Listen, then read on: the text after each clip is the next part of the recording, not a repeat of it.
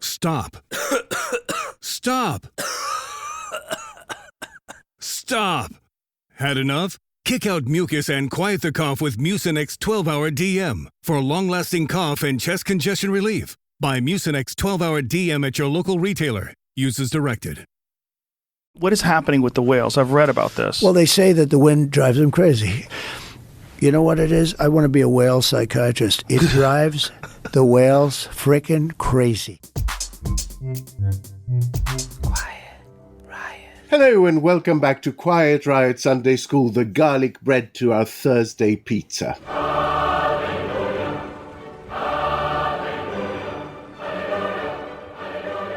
I'm Alexandro.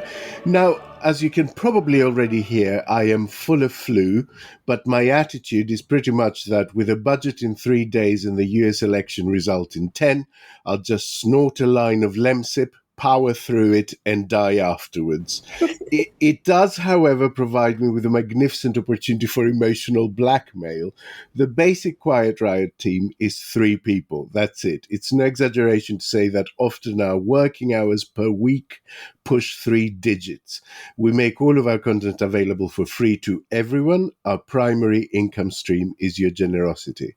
So if you derive value from our work and you can afford it, please go over to Ko-fi. That's ko-fi.com/Quiet Riot Pod and give us a one-off thank you or a monthly stipend, or maybe upgrade your donation to a slightly higher tier so that we can continue to do what we do. Now, Naomi's away this weekend, so in what has now become a Quiet Riot tradition, I feel, I am joined by a friend of the podcast, my bit on the side, my lovely friend and Guardian columnist, Zoe Williams. Morning, Zoe. Morning. Hello. Thank you for that. I like that.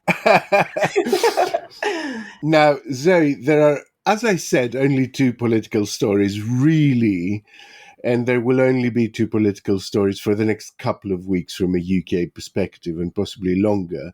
So as I mentioned at the top, it's the budget next week and the US election the week after. So let's start with the domestic. There's been quite a lot of pitch rolling this week on the budget, maybe the sign of the new comms operation that we hear so much about. What is your impression of what is coming? Oh my gosh, I'm so glad you asked.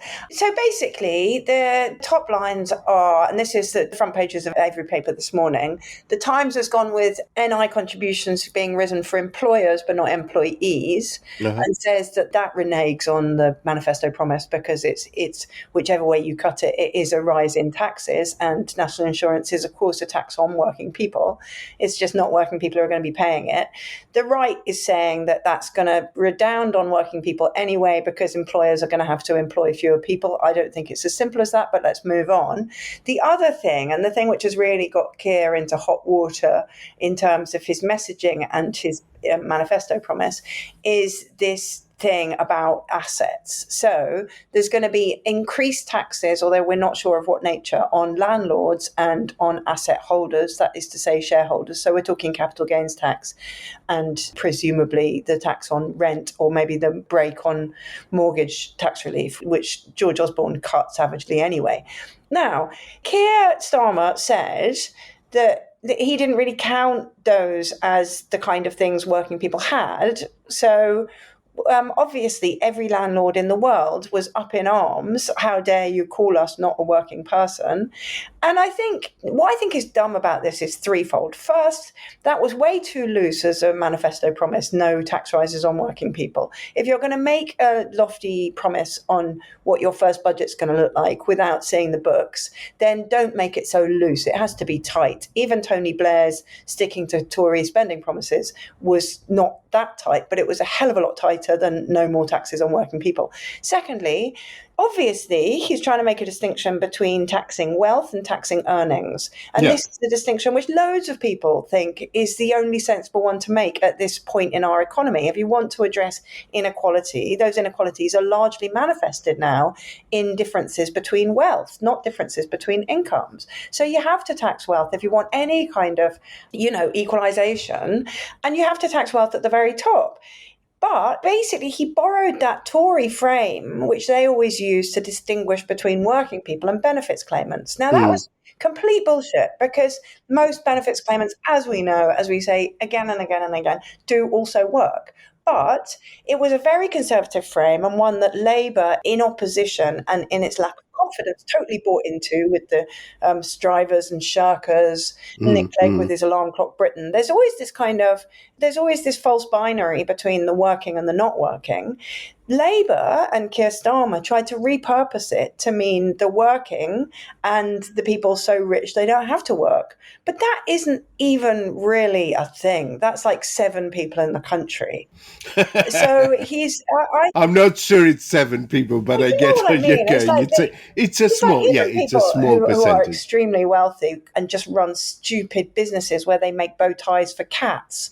They still think of themselves as working. They think of themselves as entrepreneurs, and so on and so on. You know, the richest kind of trophy spouse in the country who just teaches people how to do nutrition still thinks of himself as a working person. So there's no point trying to build a kind of narrative on that split. And that, I think, is the main mistake that he's made. And I think it's like fundamentally tin-eared. I look at him and Rachel Reeves and I think, you don't get what the papers are going to say. You don't get what people are going to think. You don't get what your own team are going to say. You just don't get it. So are we basically destined to get something that upsets everyone? We're going to end up in a situation where 60% of the press goes with tax raid the day after the budget, and 40% of the press goes with austerity 2.0. I mean, when you put it like that, that's exactly what's going to happen. I mean, you can kind of see it coming almost, can't you?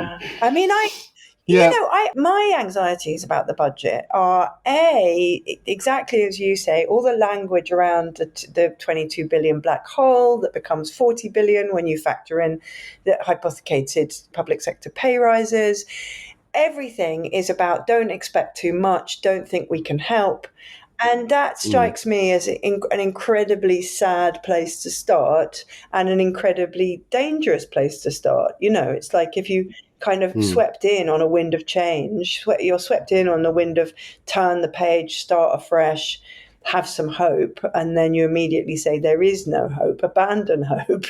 That, I think just for the kind of national morale, that's really sad. I find I'm agreeing with a lot of what you're saying, which is not a great basis for a conversation. To get super radical, then. So what I'm going to do is I'm going to try and stick up for them a little bit and say that it seems to me that at the time of the election campaign, it was relatively clear to most people that this wasn't some sort of technical definition, you know, working people. What they were saying at the time was that when we come to prioritize, basically where we tax more and where we tax less, we're going to be on the side of people who have to go out and work for a living. That seemed to me a fairly common understanding at the time, and we've now ended up in the weeds of some kind of technical definition of who's a working person and who's not. And the second thing I would say in their defense is that I don't remember really any significant challenge for the last 14 years to this phrase when it was used again and again and again like bubblegum by every Tory minister. Well, I mean, look, it absolutely sticks in my craw to be lectured about manifesto promises by the right when there was nothing even in Boris Johnson's 2019 manifesto. I mean, it was insultingly low on any kind of promise, but the promises it did make were meaningless and amounted to nothing, you know. And he broke them within 6 months anyway, especially on tax. What conceivable impact did levelling up have? Does anybody even know what it meant? Yeah, exactly. You know, so I don't want to take lectures from them, and yet lectures are what we're going to get. And I don't really want to roll over to the idea that all politicians are the same, because there's no conceivable way in which Labour are as bad as the Conservatives, just in terms of what promises they make, what promises they intended to keep, and what promises they were able to keep. They're worlds apart. So yeah, I take that on board completely. I take on board completely that the intention is that to those that have least shall be taken, and that is in itself a breath of fresh air after the past 14, 15 years. But There is a real problem. The thing is, the right is always going to mobilise their press really trenchantly against this government. There has been no honeymoon period. Things will only get worse. But Keir in particular and the leadership in general need to think about why they haven't got any cheerleaders. They haven't got any. Yeah. I mean, apart from you just then. Half-heartedly, You're for only balance. to pick a fake fight with me. I haven't had anybody really go to the mattresses for them. And I think the reason is they're running scared of the kind of language, to squeeze the rich till the pips squeak, that people need to hear in order to make sense of this. If you're just going to try and be super nice to the rich because you don't want to sound like you're in a class war, super nice to everybody else because that's where your politics are, and yet you can't be nice to anybody because you don't have any money, then you are not going to get any kind of coherent message that makes sense. Oh, it's such a clutch off-season pickup, Dave. I was worried we'd bring back the same team. I meant those blackout motorized shades. Blinds.com made it crazy affordable to replace our old blinds. Hard to install? No, it's easy. I installed these and then got some for my mom. She talked to a design consultant for free and scheduled a professional measure and install. Hall of Fame son. They're the #1 online retailer of custom window coverings in the world. Blinds.com is the GOAT. Shop Blinds.com right now and get up to 45% off select styles. Rules and restrictions may apply. Just to spice things up a bit, and here we will start to differ, I think, is that I'm a massive conspiracy theorist with the Labour leadership, because as damaging as the attacks by, the assembled forces of the Times, the Mail, the Telegraph, the Spectator are, I don't think they could have looked so beleaguered unless they were really being badly run. And everybody's like, well, this is just incompetent. They shouldn't have promised this. They shouldn't have said that. They shouldn't have done this. I don't know if it is incompetence. I don't think. What do you think it is then? Well, I don't think that Starmer's team are 100% behind him. I think he was always a kind of placeman candidate, and they manipulate him. And, when he got rid of Sue Gray and Morgan McSweeney, magically ended up right side up at the top of everything. It just doesn't feel to me like Keir is... I don't feel like he's 100% behind Keir. I think a lot of the errors have been unforced. I think Mandelson should have told him not to accept all that money for glasses. Mandelson knew that perfectly well, didn't tell him. I think Morgan should have quenched the leaks that were coming out about the divisions with Sue Gray, whereas in fact those leaks seem to have been coming, if not from him, at least from his camp. There's a huge amount of things that I'm not saying anybody in particular. I can't lay them on anybody because I'm not close enough to the action. But there are a huge amount of things that if there was somebody really on Keir's side, fighting for him to be as popular as he possibly could be, just would not have been allowed to happen. I mean, so I'm not sure I would go in for some sort of agenda behind it that is driving towards a particular goal. But I will accept that there seems to be an amount of insecurity, a lack of confidence, and internal strife in the Number 10 operation and the Labour operation right now that does not reflect a party that just won a big majority 3 months ago. It's usually a dysfunction you associate with a party that's been in power for a long time, that's struggling, do you know what I mean? It feels like you took 2007, 2008 court intrigue and implanted it into a government that's just been elected with a sizable majority. And it does feel quite weird. I agree with you. There is something in there that's very incongruous, that grates, that makes no sense. I know it sounds kind of far-fetched that his team wouldn't be 100% on his side, but actually this is classic Labour finagling that really old people will remember from the days of the GLC. And it used to be a real tactic of the left that you'd find the candidate that would get past a large number of gatekeepers, and then the minute they'd got in, you'd swap him out with somebody that was more to your taste. I mean, that's exactly that's how Ken Livingstone became head of the GLC. And I find with the Labour right that I look at them, and even though a lot of them weren't alive when the Labour left was resurgent, a lot of their tactics do look a lot like the Labour left of the 1980s. I wonder. No. Because I find it genuinely interesting what you're saying, and I just wonder whether there is, I guess, a slightly more innocent explanation that leads us to precisely the same conclusion as you've drawn, which is that they didn't expect Starmer to win. At the point of selection, with the Tories having a massive majority, Johnson wildly popular, the Conservative Party were 22 points ahead of the Labour Party the week Starmer took over. What they were thinking is that this is someone that will kind of get us into shape to have a go next time round. And they've somehow ended up with a situation where, because of its own internal problems, the Conservative Party has collapsed into a mess. They've ended up in power, and they're like, that wasn't the plan. I mean, could it be that? Could it be that? That is also very interesting. If you were to ask me to list the top 10 things that annoyed me about centrists, yeah. Well, we'd be here all day, Alex, so don't ask me that. But, nothing annoys me more than the way they kind of give these pronouncements of absolute certainty and then take no responsibility for them afterwards. So I do remember, exactly as you say, when people were talking about a 10-year dominance for Boris Johnson, they were saying his victory was so resounding, his popularity is so broad spectrum, he's completely unshakable. Yeah. It was completely obvious to everybody that just on the basis of probity and competence, he wasn't going to last any time at all. Yeah.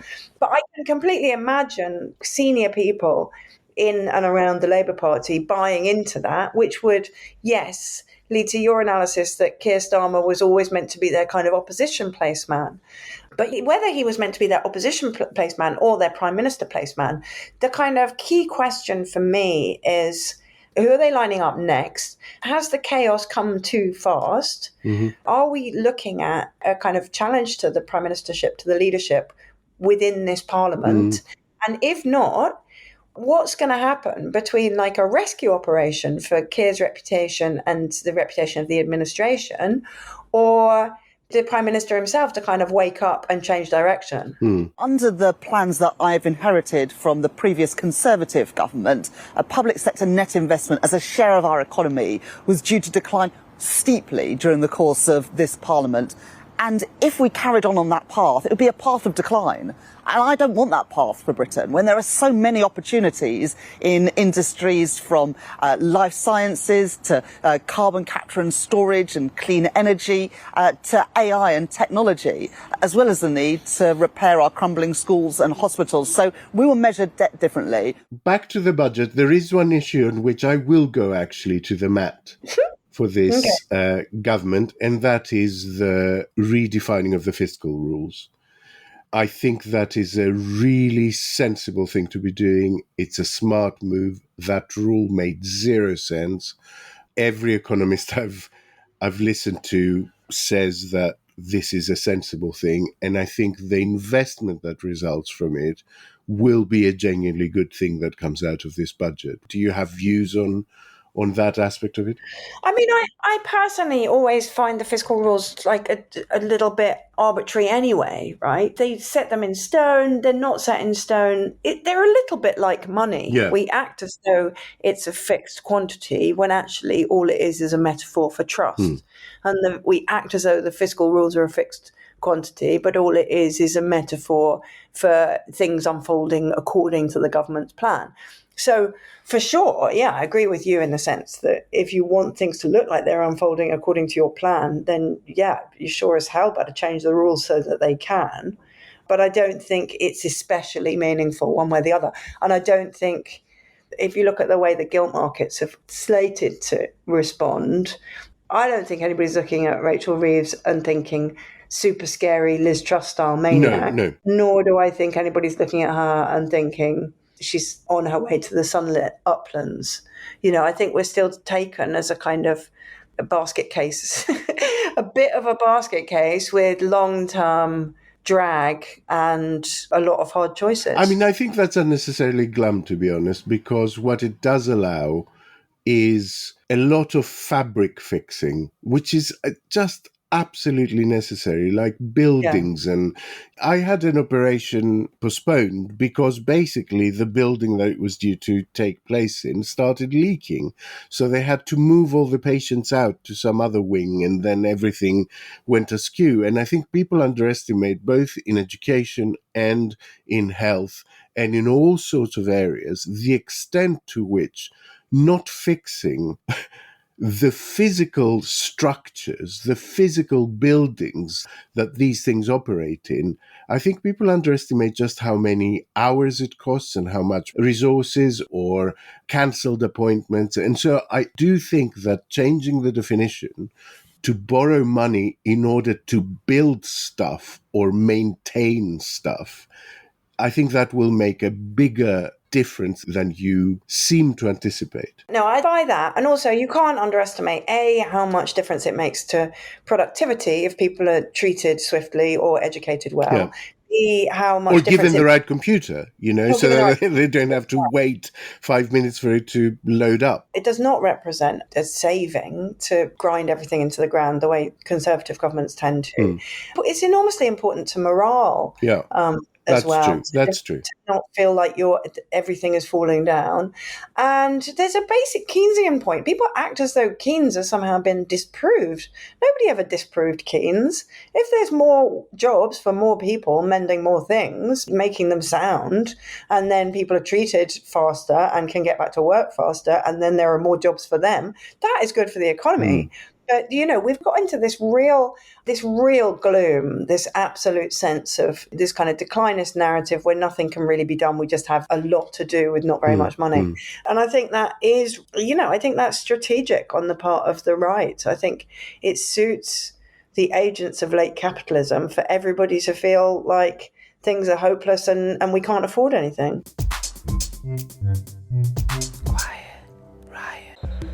Behind the bright lights and adrenaline of pro sport is an equally exciting world of negotiations and deal making. That's what we cover each week on our podcast, The Deal. I'm Alex Rodriguez, former baseball player turned business executive. And I'm Jason Kelly, chief correspondent for Bloomberg Originals. Over the next couple months, we'll hear from all-stars like Zoe Williams. I want to be an owner one day. Billie Jean King. Learn the business. And so many more. Listen to The Deal on Spotify. A perfect segue to shifting our focus to the US election. We spoke about this a couple of months ago after Kamala Harris had first entered the race, and you were intensely relaxed. It feels less relaxing now, doesn't it? Yeah. Okay. Well, so the polls are painful. I mean, they're absolutely painful. I saw a Sky aggregator last night, which put Kamala at 49.1 and Trump at 47.2. Now, Trump won on 46.1 in 2016. So 47.2 will get him over the line if Kamala loses any advantage at all. Yeah. And, everybody is talking about shy Republicans. I mean, I don't think that's going to be decisive because I think if you're shy about going full MAGA, that's because you can see that it's fascism and then you don't vote for it. The shy right vote tends to be people who can see things are kind of difficult for others, but want to vote in their own economic best interest. But this is we're not talking about that with Donald Trump. We're talking about something quite different and unrecognizable. And I'd be much more expectant of shy pro-abortionists, so Republicans, because loads of Republicans support reproductive rights, some of them on feminist grounds, some of them on libertarian grounds, some of them on pragmatic grounds, absolutely tons of, it's something like 42% of Republicans. I think pulling in IVF into that debate was a huge mistake by the Republicans. Yeah. I think that has brought a host of potentially Republican voting women on board with maybe just casting their vote this time the opposite way without telling anyone. Exactly. So I think female Republicans who maybe don't want to rock the boat by saying a kind of radical. It's pretty radical in this day and age for a Republican to even consider voting not Republican, let alone voting Democrat. Yeah. I can see that vote being very quiet, but quite significant. And then, there are the other points that Trump is banking on a big swing among black voters, but in the Vanity Fair piece, which we should link to in the program notes, Stephen says the Republicans have gained 1 point among black voters in 56 years, from 7% to 8%. And, I'm laughing, but that's because it's to varying degrees. It often got kind of racist and racially coded narratives, and never more so than today. So just to explain for listeners, this was a great interview in Vanity Fair with Stuart Stevens, who is one of the top Republican campaign strategists. He sort of worked on campaigns from Bush Jr. to Romney and is one of the never-Trumpers who then left to form the Lincoln Project. I could quote the entire piece. That's how good it is, but I will drop a link in the show notes instead. I want to focus on a couple of points from it. The first is about polling that's intended, and I quote, to traumatize Democrats, because it's something that you just mentioned. And I find that this is a trap into which I have fallen too. I look daily for micro movements in the polling rather than sort of overall trends.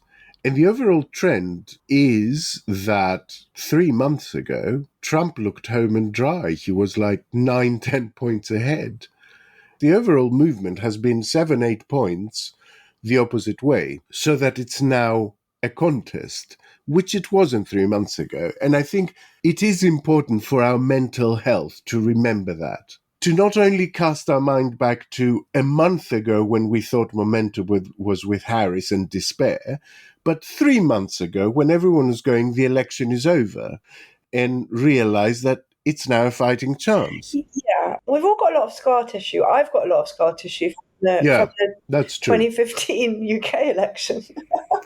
And the 2016 referendum and the 2016 US election. And whenever you look at these kind of ickle by ickle contests and you're kind of scrapping over 0.7 of a percentage point, it always, to me, feels like it goes in the direction of the right when those are the conditions. There seems to be a kind of default, and I'm slightly contradicting myself from earlier. It does seem that when the polls are very close, the people who aren't being straight are going right, not left. I think that's fair.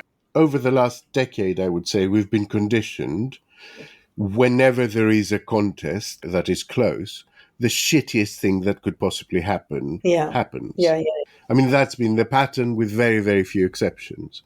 And so it is natural to think like that. Naomi did a deep dive on the US polling with Luke Bailey from The Eye, and he made a very interesting point. He said that this underestimating of the right-wing vote has been true all the way, historically, except the midterms. Yes. That was the only election post Roe v. Wade being quashed by the Supreme Court.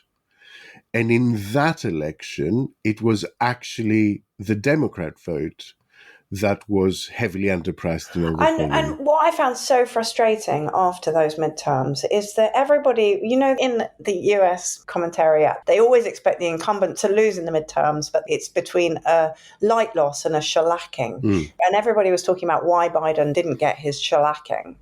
And because he did still lose the midterms, he just didn't lose them by as much as he thought he was going to, right? Well, he kept control of the Senate, which no one expected. And everyone was talking about a red tsunami, and it was barely a sort of little wash. It was a pink wash, not a red tsunami.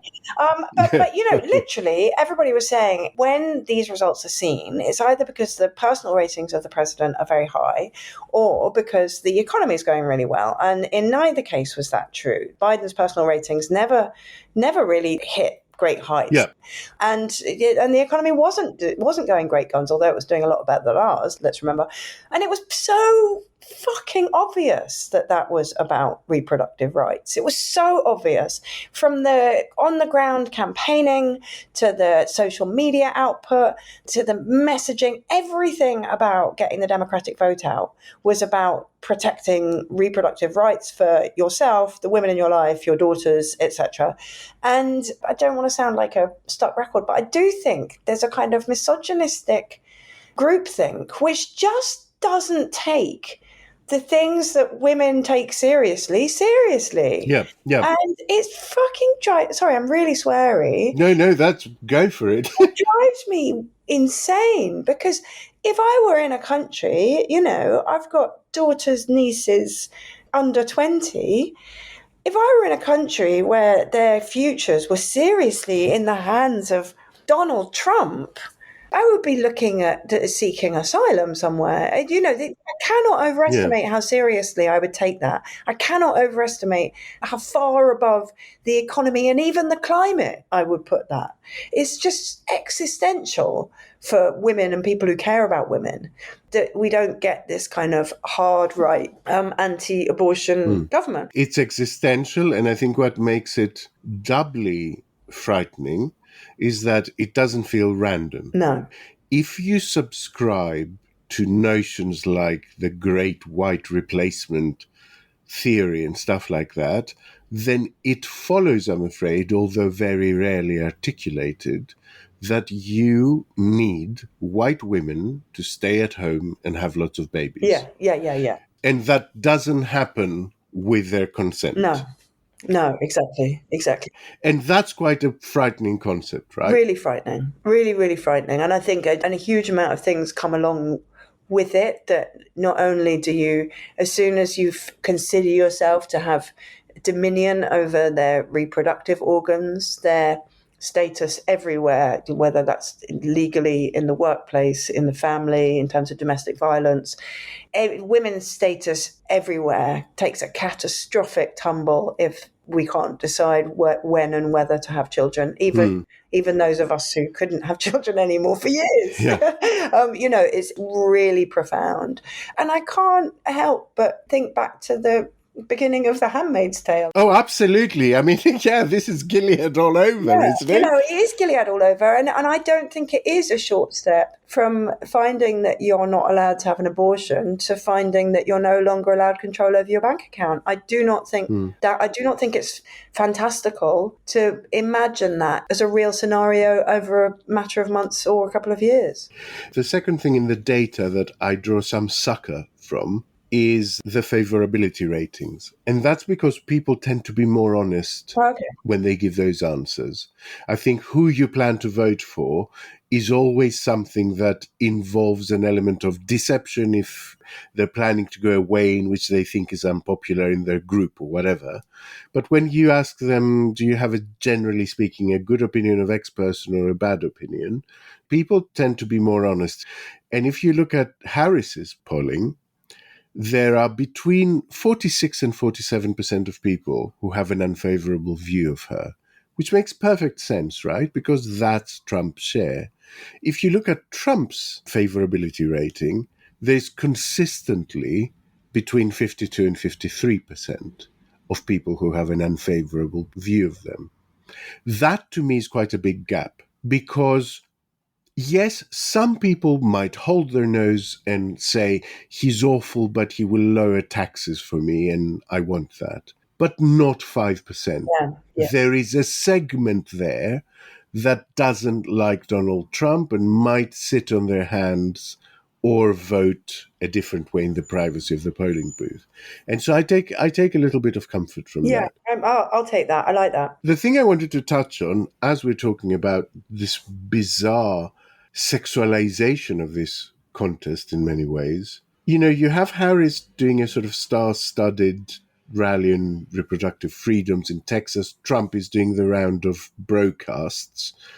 And you had Tucker Carlson's bizarre introduction a couple of days ago. I don't know if you saw it. Oh, God. Oh, my God. You've been a bad girl and you've earned a spanking, and now daddy's home and he's pissed. Yeah. No. There has to be a point at which dad comes home.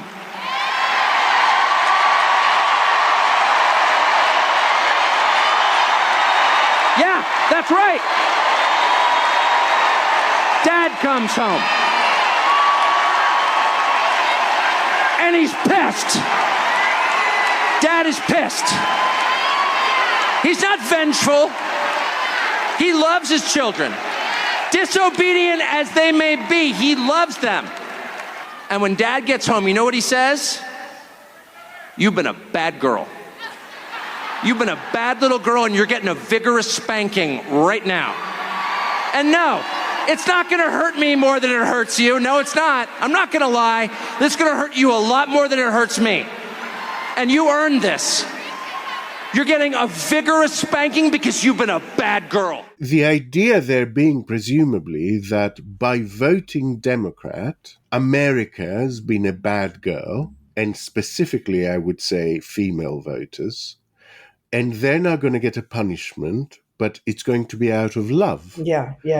And that's Gilead all over, right? Yeah, I mean, it was really terrifying because he was because there's often a kind of weird authoritarian, slightly BDSM tinge to the way the right attacks libtards on social media. Oh yeah, the whole cuck stuff. Yeah. There's a lot of the cuck stuff. There's also kind of a fixation with liberals being babies in nappies, having tantrums, needing a spanking. There seems to be it's sort of magnetically disgusting because it kind of makes you realize that what they think is funny is the depths of their disgust for liberals and progressives, and the conversations we had is so profound. It's slightly dehumanizing. It's a kind of step towards dehumanization under the guise of kind of semi-erotic kink. And I find it really, really terrifying because it is implicitly authoritarian / fascist. I mean, when I look at Tucker Carlson and his Daddy's Home, you're going to get a vigorous spanking speech and set it against Donald Trump's tweet about how everybody, officials, lawyers, politicians, local government, everybody who did the wrong thing according to him, which sounds a little bit like everybody who voted Democrat or respected the Democrat vote is going to end up in prison or getting a very harsh punishment, a punishment the like of which you've never seen. This is kind of openly fascist. Yeah, I think taken together with abortion rights as a galvanizing issue for both sides. Everybody else, the EU is very worried about what it's going to do to trade policy. If Trump wins, international governments are very worried about what it's going to do to foreign policy, particularly Ukraine, but also Israel, Gaza.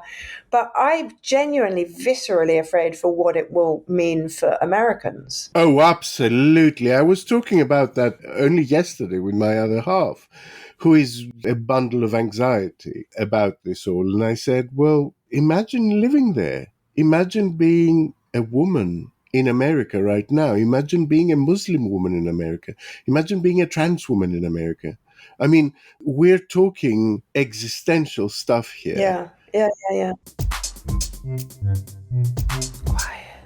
Right. The third point from that Stevens piece, which is what I want to touch on, is why bros like Musk have jumped on this bandwagon.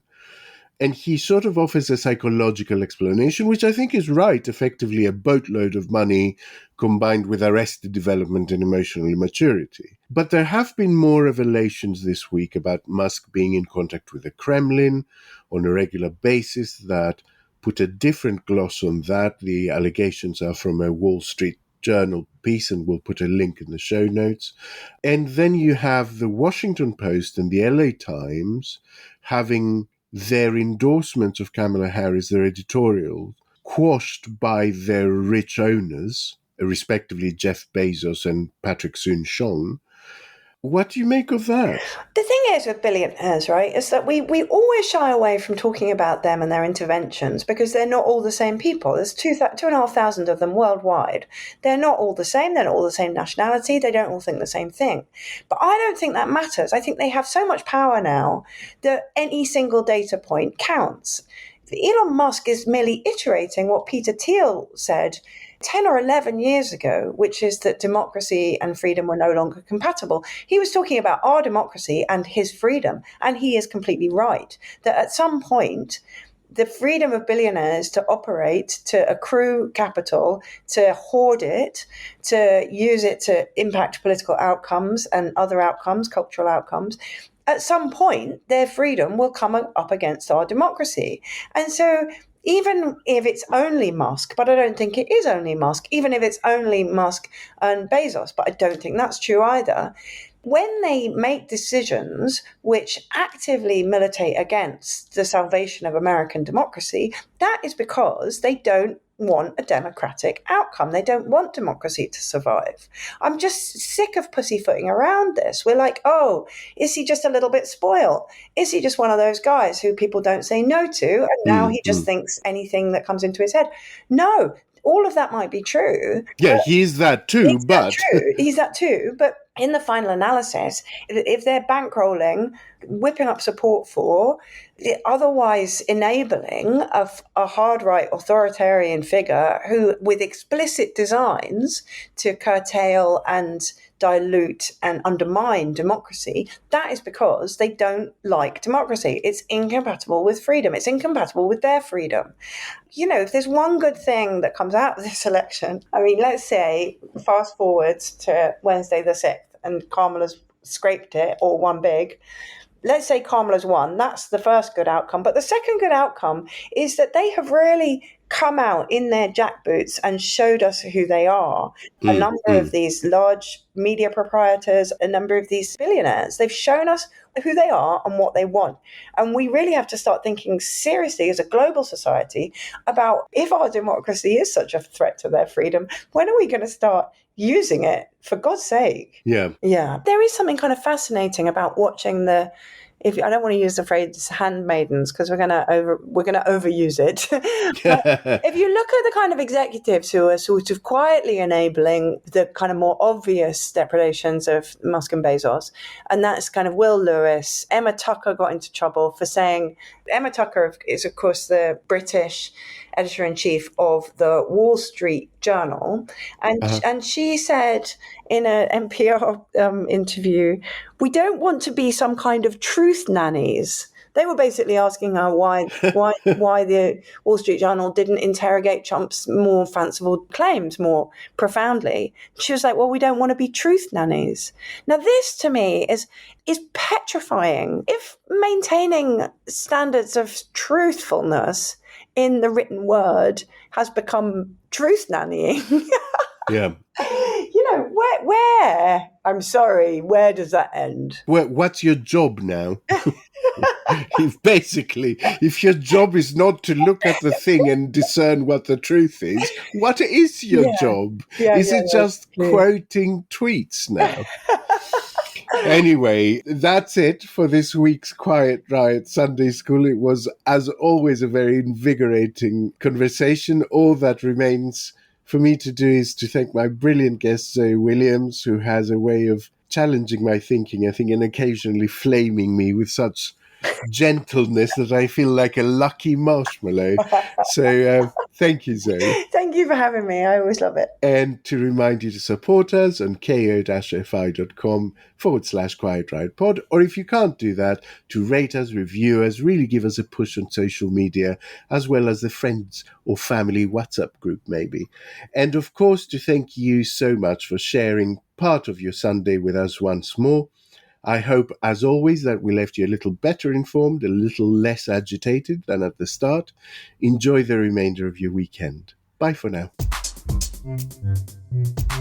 Quiet Riot is an audio production by Cooler Heads, with Naomi Smith, Alex Andreu and Kenny Campbell. Music by Mariana Sangita, artwork by Simona Canelu. Quiet Riot is a co-production with Soundstone Global. Quiet Riot.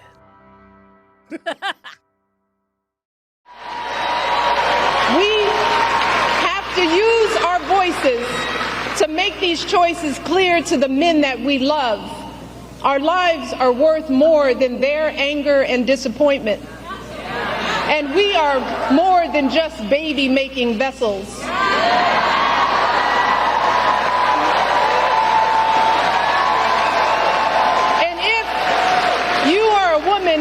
in a household of men that don't listen to you or value your opinion, just remember that your vote is a private matter.